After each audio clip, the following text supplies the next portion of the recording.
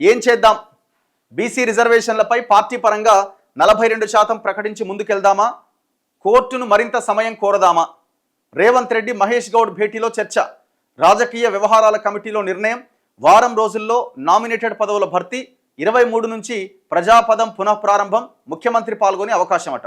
ఈ local body elections నేపథ్యంలో ఒక పాదయాత్ర ఏదో చేస్తున్నారు కదా, అది మధ్యలో ఆగిపోయింది ఢిల్లీ ధర్నాతో.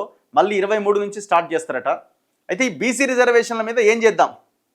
ఇప్పుడు ఆర్డినెన్స్ తెచ్చారు, ఆర్డినెన్స్ ద్వారా జీవో తెద్దాం అనుకున్నారు. ఆర్డినెన్స్ని రాష్ట్రపతి పరిశీలనకు పంపిండు గవర్నర్, అది అట్లా పెండింగ్ ఉంది.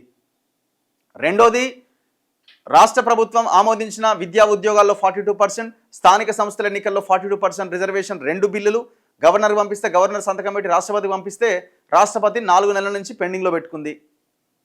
వీళ్ళు వెళ్ళి ఢిల్లీలో ఒక ధర్నా చేసి వచ్చారు, అక్కడ దాకా అయిపోయింది. వాళ్ళు ఎంత మాత్రం 9th షెడ్యూల్లో పెట్టడానికి వాళ్ళకి ఇష్టం లేదు. ఇవాళనో రేపో నిరవధిక వాయిదా పడే అవకాశం ఉంది సభ అని అంటున్నారు. అక్కడేమో ఢిల్లీలో ఆ ఓట్ల చోరీ అంశం మీద పెద్ద ఎత్తున యుద్ధం నడుస్తున్నది. సో మనకు చాలా క్లియర్గా అర్థమవుతుంది ఏంటంటే ఆ బిల్లులు ఆమోదం పొందే అవకాశం లేదు. క్లియర్. ఇది మనం ముందు నుంచి చెప్తున్నాం, ఎందుకంటే వాళ్ళకి ఇష్టం లేదు కాబట్టి. కేంద్రానికి ఇష్టం ఉంటేనే అది 9th షెడ్యూల్లో పెడతారు, రిజర్వేషన్ అమలవుతుంది. వాళ్ళకి ఇష్టం లేదు. వీళ్ళు కూడా చేస్తున్న పోరాటం కూడా ఏమీ లేదు, ఒక్క ధర్నాతోని సరిపోదు. 4 నెలల నుంచి సైలెంట్గా ఉన్నారు. ఇక బీఆర్ఎస్ వాళ్ళు ఆ ఇంట్లో పడి ఆ ఫామ్ హౌస్లో పడి వాళ్ళు చేస్తున్నారు. వాళ్ళు అసలు బయటికి వెళ్తలేరు, ఈ అంశం మీద మాట్లాడుతూనే లేరు. అంత అయిపోయినాక ఇప్పుడు కరీంనగర్లో 14వ తేదీన బీసీ సభ అని ఓ డ్రామా స్టార్ట్ చేసిర్రు. ఈ పరిస్థితుల్లో ఏం చేద్దామని రేవంత్ రెడ్డి అంటున్నట్టు. ఏం చేస్తాడు? ఇక గదే 23% 2019లో అమలైందో గదే 23%తో ముందుకొచ్చి 42% పార్టీ పరంగా మేము బీసీలకు టికెట్లు ఇస్తామని చెప్తారు. అంతకు మించి రేవంత్ రెడ్డి ముందు ఏం ఆప్షన్ లేదు. ఏం చేద్దాం అని అంటే ఏం చేయనీకి, ఏం చేద్దామని 4 నెలల కింద అనాల్సి ఉండే. ఏం చేయడానికి ఏం లేదు అక్కడ, ఇంతకు మించిన ఆప్షన్ లేదు. అండ్ ఇంకొకటి, సెప్టెంబర్ 30వ తేదీలోగా ఎలక్షన్లు పెట్టాలి అని హైకోర్టు ఆల్రెడీ ఒక గడువు విధించి ఉన్నది. డెడ్లైనే పెట్టింది. ఏకంగా సెప్టెంబర్ 30th లోపు మీరు ఎలక్షనే కంప్లీట్ చేయాలని చెప్పింది. లాస్ట్ మంత్ 24th లోపు రిజర్వేషన్స్ ఖరారు చేయాలన్నది. 24th కూడా అయిపోయింది.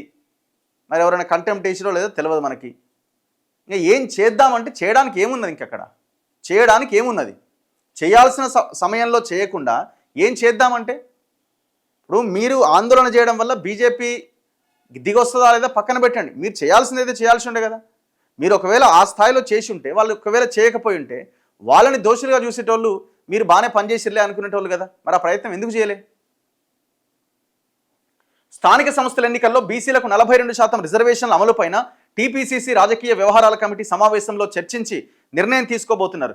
మెజారిటీ సభ్యుల అభిప్రాయం మేరకు రిజర్వేషన్లపై ముందుకెళ్లాలని రేవంత్ రెడ్డి, టీపీసీసీ అధ్యక్షుడు మహేష్ కుమార్ గౌడ్ నిర్ణయించారు. ఈ నెల 16 లేదా 17న పీఏసీ సమావేశాన్ని నిర్వహించాలని భావిస్తున్నారు. మహేష్ గౌడ్ సోమవారం ముఖ్యమంత్రి రేవంత్ రెడ్డిని ఆయన నివాసంలో కలిశారు. స్థానిక సంస్థలు, నామినేటెడ్ పదవులు, ఇతర అంశాలపైన చర్చించారు. నేను అనుకోవడం ఇది నామినేటెడ్ పదవుల విషయంలోనే వీళ్ళు చర్చించి ఉంటారు. ఆల్రెడీ వాళ్ళు డిసైడెడ్, రిజర్వేషన్ల విషయంలో ఆల్రెడీ వాళ్ళు డిసైడెడ్. ఇగో అంటున్నారు చూడండి, ఇక్కడ ఈనాడులో రాసిరు. అదిగదిగో స్థానికం, 4-5 రోజుల్లో కీలక నిర్ణయం. 16 లేదా 17వ తేదీన పీఏసీ సమావేశం. బీసీ రిజర్వేషన్లు, ఎన్నికల నిర్వహణ పైన అందులో అభిప్రాయాల సేకరణ. రేవంత్ రెడ్డితో పీసీసీ అధ్యక్షుడు మహేష్ కుమార్ గౌడ్ భేటీ. సో 3 to 4 డేస్లో ఏదో ఒక నిర్ణయం తీసుకునే అవకాశం ఉందంటే నేను అనుకోవడం. అయితే ఈ మంత్ ఎండ్ కల్లా 4th వీక్లో షెడ్యూల్ వచ్చేస్తుంది. గదే పర్సంటేజ్తో షెడ్యూల్ వస్తుంది. పార్టీ పరంగా 42% టికెట్లు ఇస్తామని చెప్తారు. ఆల్రెడీ బీజేపీ వాళ్ళు కూడా మేము కూడా ఇస్తామని అన్నారు కదా, అదే అవుతుంది. ఇక అంతకుమించి మనం ఇక్కడ ఎక్స్పెక్ట్ చేయడానికి కూడా ఏమీ లేదు, ఎందుకంటే వాళ్ళకి చిత్తశుద్ధి లేదు. సింపుల్, ఏ పార్టీకి లేదు.